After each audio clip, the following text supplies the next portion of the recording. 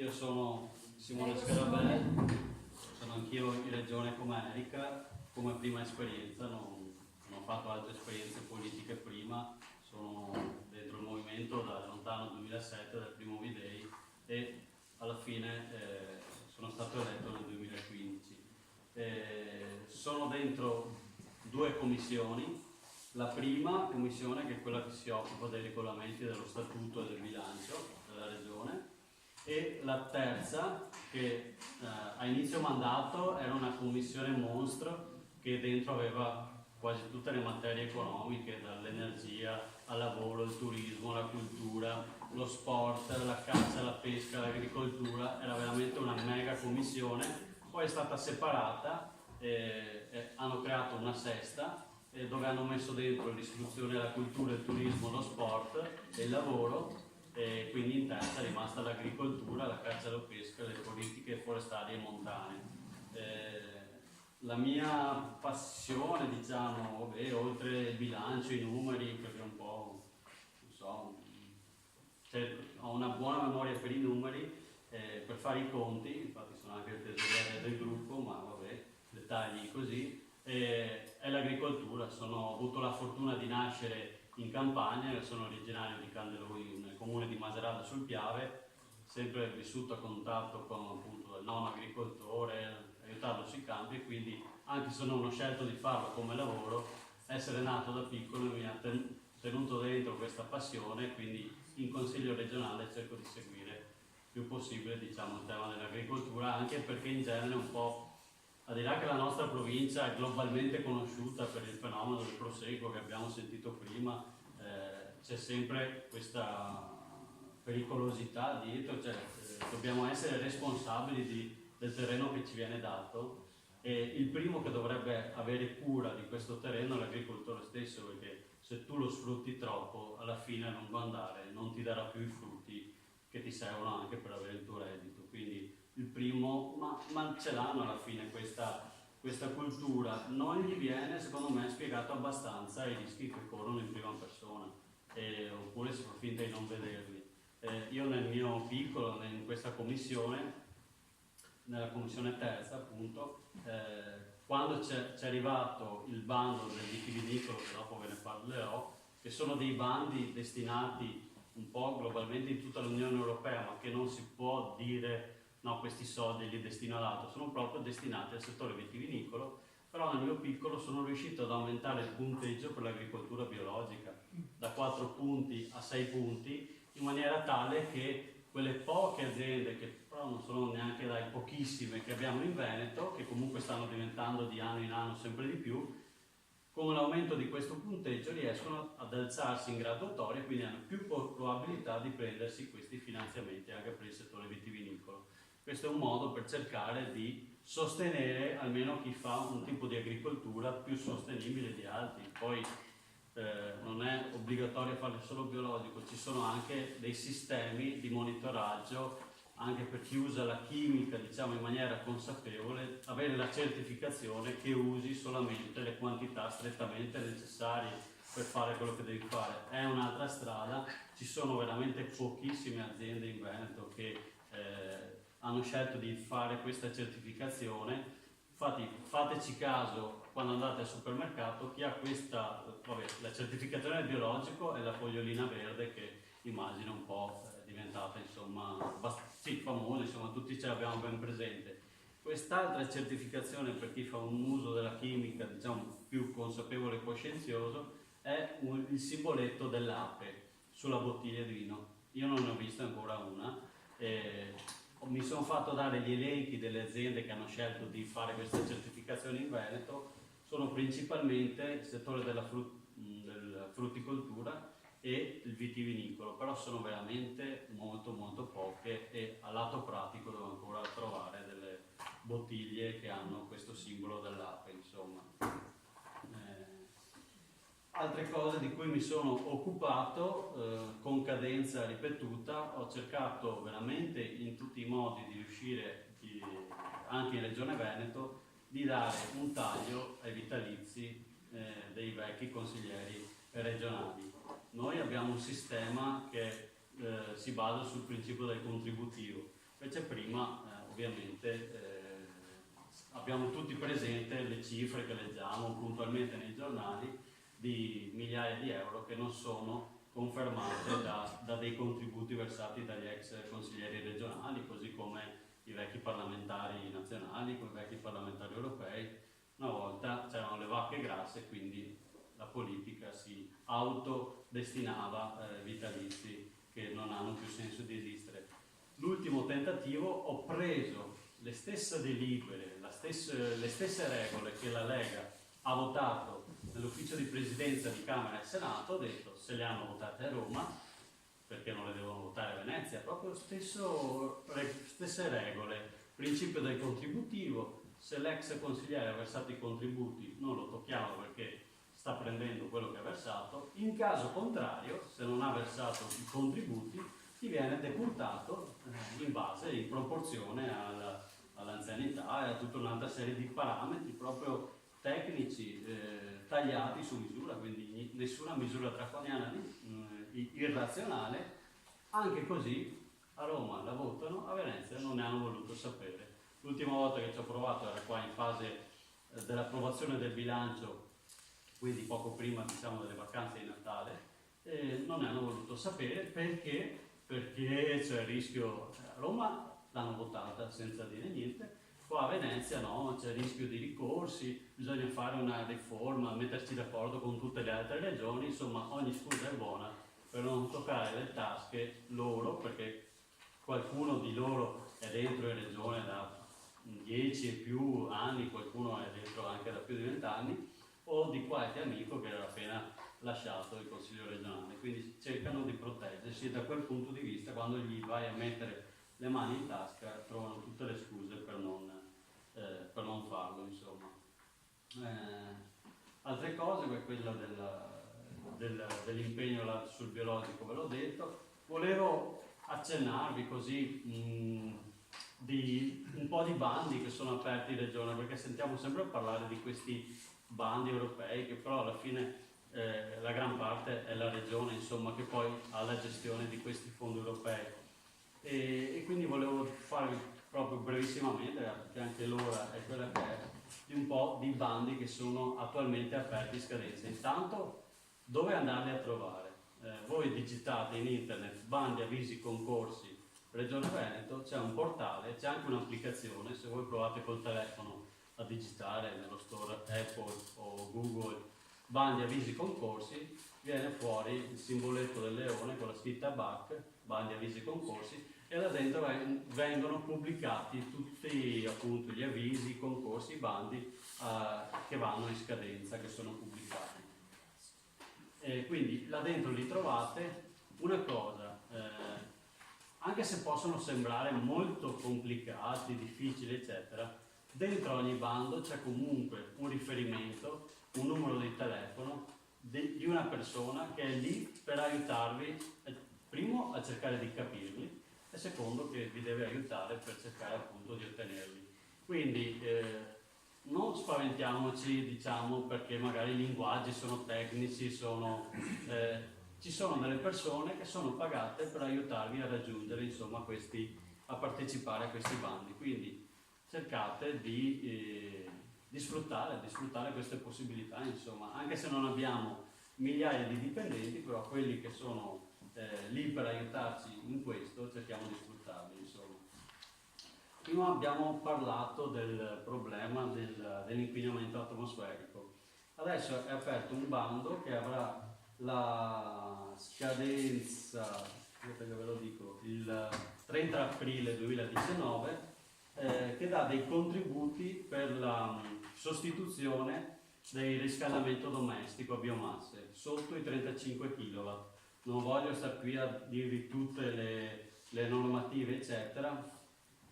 I vecchi impianti che non rispettano le normative europee, se tu acquisti una nuova caldaia con rendimento termico uguale o superiore all'85%, ti viene dato un contributo di 1.600 euro se rispetti la misura A, che ha tutta una serie di normative tipo stufe a palle, termostufe a legna, cucine termostufe legna e palle, misti, oppure se rispetti determinati tipi di combustibile, allora vai nella misura B e ti vengono dato un contributo fino a 5.000 euro. La Regione ha messo a disposizione per questo complessivamente 500.000 euro, quindi non sono mai cifre faraoniche, quindi bisogna cercare di affrettarsi perché in genere sono bandi e avvisi che vanno via, diciamo così, bruciati. Però sono anche ciclici, quindi magari se non riuscite ad averli quest'anno, comunque ciclicamente vengono riproposti, così magari intanto vi attrezzate, insomma cercate di capire, magari il prossimo anno riuscite a prenderlo. Comunque questo scade il 30 aprile 2019. Un altro bando, che questo riguarda invece le borse di studio, diciamo così, bonus libri, bonus scuola, volgarmente detto, anno scolastico 2018-2019, a chi si rivolge? Scuole di secondo grado statali e paritarie, anche qua tutta una serie di requisiti, i principali, l'ISEE familiare non superiore a 15.748 euro, e l'importo non potrà essere inferiore ai 200 euro e non superiore ai 500. Cosa serve? Per l'acquisto di libri di testo, abbonamenti per il trasporto pubblico, accesso di beni e servizi di natura culturale. Anche questo è aperto e insomma potete attivarvi per averlo, insomma, se avete logicamente ragazzi, studenti delle scuole secondarie. Dimmi. Sì, per quanto riguarda le fonti rinnovabili, in specifico fotovoltaici residenziali, c'è in prospettiva qualcosa? Sì, io lo sto tenendo monitorato il sito della Regione. Abbiamo votato in sede di bilancio un bando che andrà ad incentivare l'acquisto di impianti di accumulo per chi ha già l'impianto fotovoltaico. L'accumulo. Si sono concentrati sull'impianto dell'accumulo, cioè chi ha già l'impianto fotovoltaico può mettere un pacco di batterie in modo da riuscire a sfruttare l'energia solare anche di notte. Il fotovoltaico costa ancora, lo so. ha un costo. Sì. Potrebbe lavorare sul fatto delle detrazioni, e se magari uno riesce ad entrare nei parametri di detrazione, si potrebbe magari accantonare le detrazioni e prenderle, cioè sfruttare interamente le detrazioni che uno ha per convogliarle sull'investimento. Sì. L'incentivo del fotovoltaico credo sia ancora aperto quello a livello nazionale. La Regione si è concentrata sul... Perché tirare fuori tutti i soldi lo so. molti. Però se uno si fa anche l'impianto di accumulo, i tempi di rientro dell'investimento si abbassano notevolmente, perché logicamente sfrutti l'energia al costo di venderla all'Enel, al gestore, che alla fine non è che diventi ricco, non è che... Non è regalata, perché ce l'ho io. Ce l'ho anche io a casa, alla fine venderla all'Enel, cioè non sono soldi buttati, ma insomma se tu invece quell'energia in più te la accumuli e la usi anche di notte, oppure cambi dalla caldaia a combustibile fossile, ti fai riscaldamento elettrico eccetera, e cominci ad autoconsumarti tutto, logicamente l'investimento si riduce. Quant'è il bonus, diciamo, che la Regione dà? Mi pare che siano 3 milioni di euro che abbiano destinato, e come contributo dovrebbe essere sui 5.000 euro, però finché non è pubblicato possono ancora variare. Sto andando a memoria, perché questo l'abbiamo definito in fase di bilancio e lo sto proprio monitorando, perché avendo l'impianto fotovoltaico anche mio papà a casa. Questa cosa? Nel sito bandi, avvisi, concorsi, là viene pubblicato tutto quello che viene fuori puntualmente. Quello sul vitivinicolo ve ne ho un po' già parlato, questa volta ci sono 4.600.000 euro. Sul discorso che si faceva prima della pericolosità eccetera, non so se avete visto sui giornali, c'è appena stata una, tra virgolette, diatriba tra un dirigente dell'ULSS 2 che è andato a Vittorio Veneto a dire che comunque in provincia di Treviso sui comuni dei vigneti non si sta bene, comunque non si sta peggio che in altre zone d'Italia, ma si basa sul dato della mortalità tumorale. E allora è saltata fuori la dottoressa Gentilini, un'oncologa di fama veramente, dico internazionale, però insomma è una delle dottoresse più preparate sicuramente su questo tema, e dice: ma tu non puoi andare a guardare solo la mortalità del tumore, perché a parte che abbiamo comunque un livello di cure che comunque riusciamo fortunatamente a curare molto meglio di prima i tumori, quindi l'indice di mortalità si è abbassato principalmente per questo. Però ci sono tutta un'altra serie di disturbi, soprattutto sulle fasce deboli, bambini, donne in gravidanza, che invece risentono di altre cose, non solo dell'insorgenza dei tumori, e queste, da come sembra, non vengono minimamente prese in considerazione.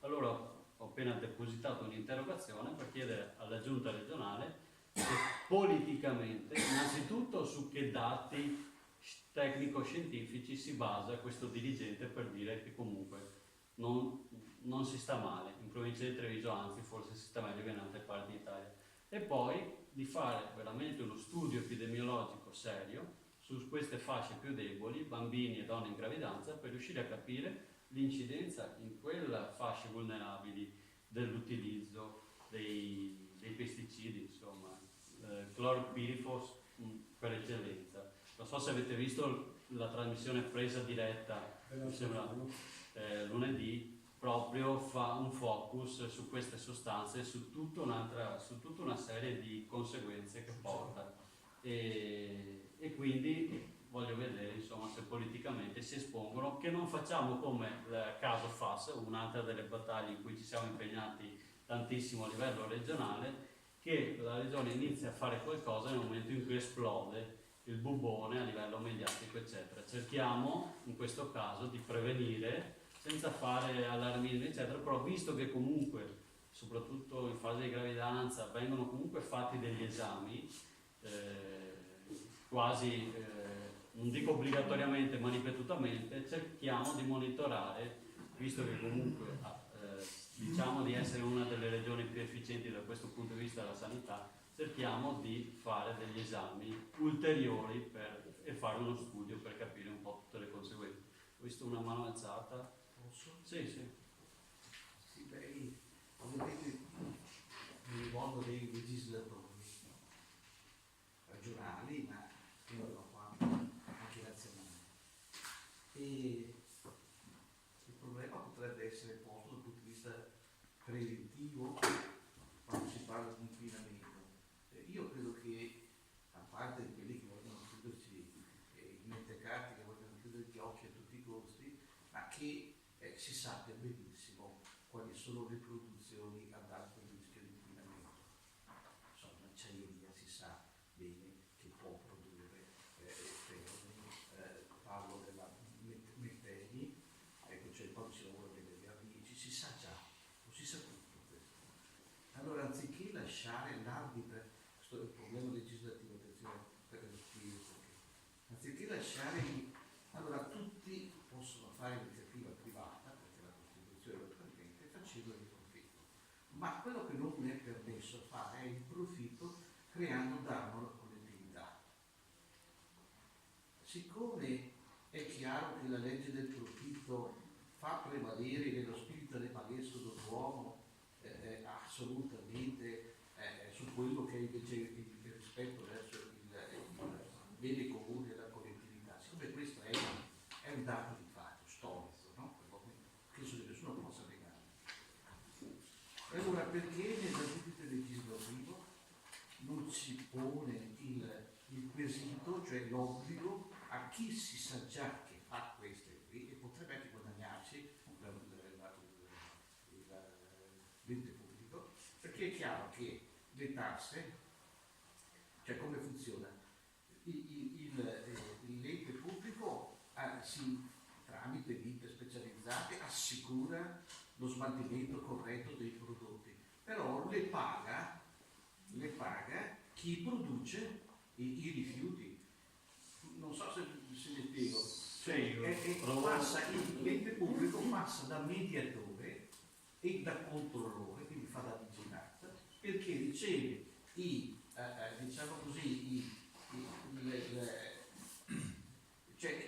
decide, nel senso che è intermedio, fa da mediatore, nel senso che Chiaro. No, è chiaro il discorso. provo a dare una risposta molto breve e sintetica. È un po' quello che era il succo anche del discorso della trasmissione di presa diretta. A livello singolo certe sostanze non superano quasi mai i limiti di pericolosità. Il problema è che non ci sono degli studi diciamo presi in considerazione a livello però europeo che appunto mettono in correlazione vari mix di sostanze che singolarmente stanno sotto il limite, però mixate non c'è un effetto. Non è assolutamente così. Parlo a livello di europeo, di Commissione europea, che cioè è emerso insomma anche da questa trasmissione, e lo dice anche cioè ci sono degli studi, non sono presi a livello legislativo generale europeo come base per dire principio di precauzione, dobbiamo stare sotto questi limiti come mix, come miscele diciamo di sostanze. E questa mi sono puntualmente scontrato anche in regione su questa cosa qua, anche da colleghi di maggioranza, cioè si vanno sempre a riparare, perché comunque a livello europeo, anche prima abbiamo parlato del glifosato, non è ancora bandito del tutto a livello europeo, quindi loro si provano loro si trincerano dentro questa scusa qua, insomma, questo scudo, insomma. Quando tu provi a fare qualcosa di più restrittivo a livello locale, poi comunque ci sono le associazioni di categoria che appunto dicono questa diventa una concorrenza sleale col resto dell'Europa, che invece può fare tranquillamente.